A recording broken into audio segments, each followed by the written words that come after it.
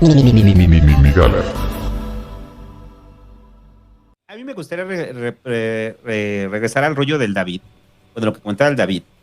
También como el fenómeno migratorio, y vamos a aterrizarlo en México, ¿no? O sea, pensamos en la necesidad de asimilación del fenómeno migratorio en Estados Unidos o en otros lados, y en la ciudad, yo digo que si bien hay un mayor recibimiento del fenómeno migratorio, eh, también hay un rechazo fuerte a la propia migración nacional. O sea, y creo que son remanentes, tal vez no de nuestra generación. Bueno, no, sí, también están en nuestra generación. Pero sobre todo pienso en la generación de mis padres.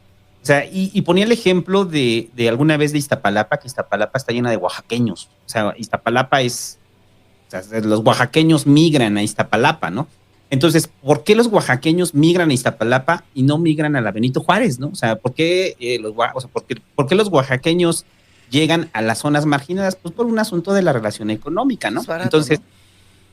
es barato. Entonces, los fenómenos migratorios fuertes en la Ciudad de México estuvieron en los 60s, ¿no? En los 60, 70s que empezaron a llegar y se empezaron a poblar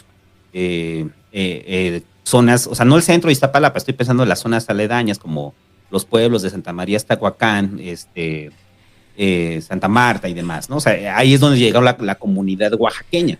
Pero entonces, cuando tratan de pertenecer o asimilarse en esta identidad chilanga, pues obviamente permanecen también, bueno, sus costumbres, ¿no? Y alguna vez les decía del carnaval de Santa María Tahuacán, ¿no? Que es bien cabrón cómo hay un sincretismo de la tradición oaxaqueña con lo que ahora representa la tradición citadina, ¿no?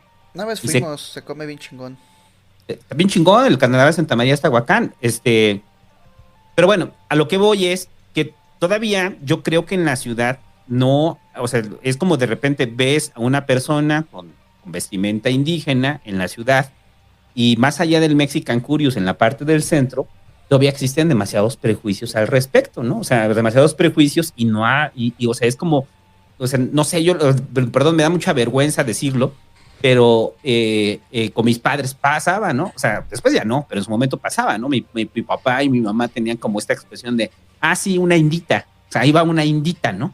O es un indito, ¿no? Y dices, ah, cabrón, o sea, y eso se te queda de niño. Después, obviamente, mis jefes cambiaron con los años, güey, se rompieron esos prejuicios, sobre todo cuando entiendes que mi papá, pues, venía de Oaxaca también.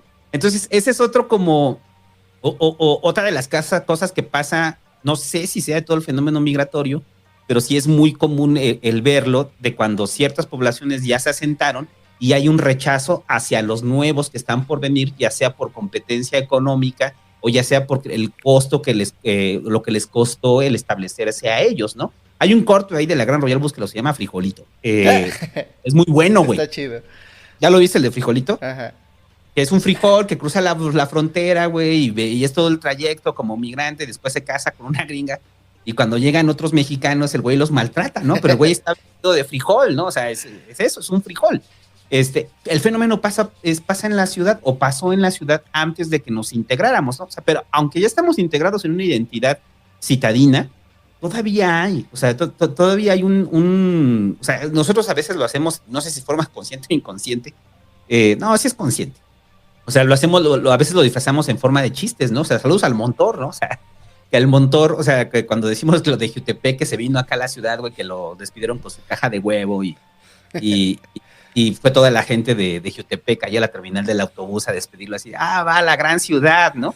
O sea, ese tipo de chistes todavía los hacemos, güey. O sea, todavía tenemos como esa... O cuando se vinieron todos a la del Valle y decíamos que se llamara Nueva Jutepec. La nueva Jutepec, ¿no? O sea, lo hacemos, o sea, yo creo que el que lo hagamos en forma de chistes sublima un poco nuestro propio rechazo al migrante nacional. Pero eso decir que ya asumimos una identidad en la ciudad como una ciudad cosmopolita, multicultural, yo creo que no. Nos estamos todavía no hay perfección en eso y ha pasado muy poco tiempo desde que se ha presentado este fenómeno y lo hemos abordado de maneras bien distintas. Ahora, hay una cosa interesante acá, que es que la inclusión no tiene que significar mezcla y unión total ni disolución de la identidad. Se puede hablar de una inclusión con identidades completamente marcadas, completamente distintas, y eso es muy sano y muy chido. Tener amigos de otras religiones, amigos de otras profesiones identitarias que profesen otra identidad, digamos. Y yo creo que el fenómeno migratorio, potencia la identidad en vez de disolverla. Y eso es muy benéfico actualmente. En la primera fase, en la fase de rechazo, se tendía obviamente a disfrazar tu identidad originaria, a quitarte tu ropa tradicional y a empezar a vestir como vive la gente de allá, a utilizar el lenguaje de la gente que vive en el lugar donde tú migras. Desaparecen los lenguajes, las lenguas mexicanas. Pero actualmente sucede un fenómeno más interesante, que es una vez que un fuereño llega a la Ciudad de México, o que una persona migrante de otro país migra hacia otro lugar, reivindica su identidad. Hemos llegado como a un punto en la que, si bien no hay una inclusión perfecta, hay algunas partes en las metrópolis donde se da el espacio a la reivindicación de la identidad. Y las personas dicen, yo me asumo oaxaqueño, yo me asumo chapaneco.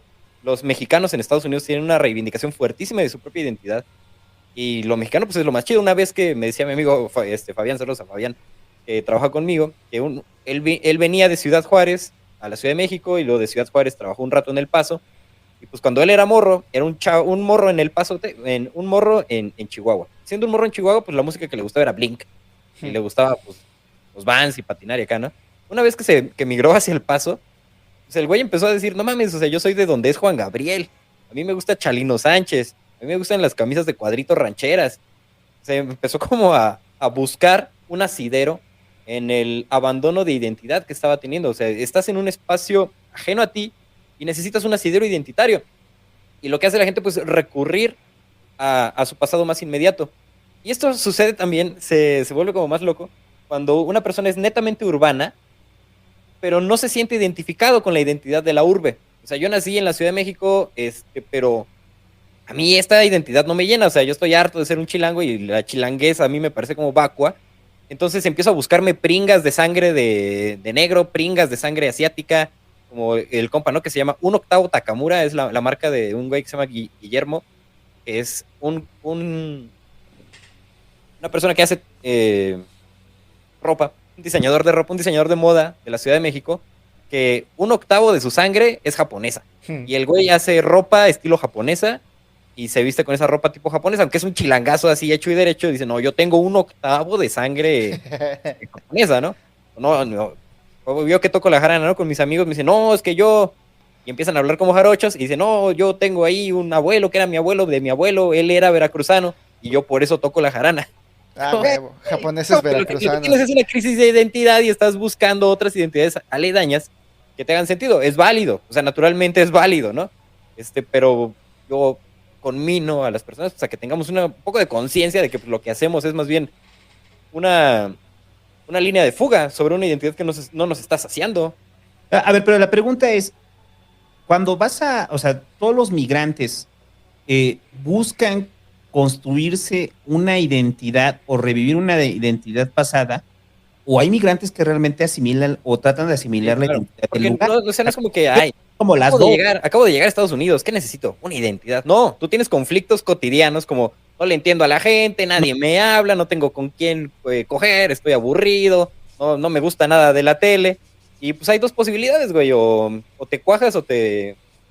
No, es que estoy pensando que o te bates. Hay migrantes mexicanos que llegan a Estados Unidos y les mama Estados Unidos. Regresan acá con su playa del Capitán América y se construyen una identidad estadounidense, o sea, y se asumen más como estadounidenses. Y hay otros que el tener una identidad mexicana, o sea, dicen, sí, soy parte de Estados Unidos, pero no me agrada esta identidad y entonces preservo mi identidad mexicana. O potencio, ¿no? En ese reivindico mi identidad mexicana porque la identidad estadounidense me parece todavía más vulgar que por decir un ejemplo, porque la identidad estadounidense es una identidad dentro de muchas.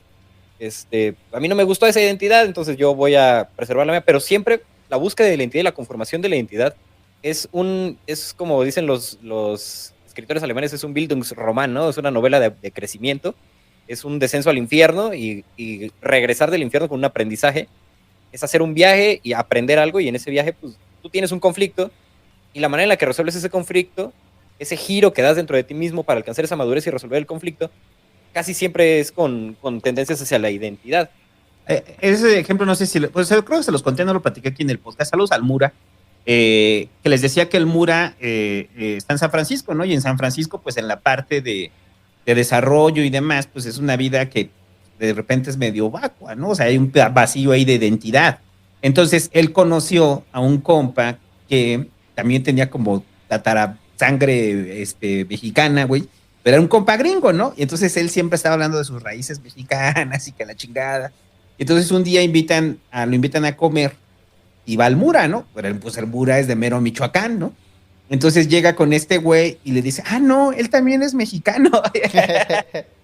Entonces, cuando entra el choque del Mura de que, güey, yo soy michoacano, no mames, o sea, tú no tienes de mexicano. Entonces, lo que ella hablaba con el Mura es que mucha del problema de los gringos de San Francisco es que a falta de una identidad, y también, obviamente, son gringos que, digamos, que están un poco más enterados de lo que La disconformidad con su identidad, digamos. la identidad estadounidense.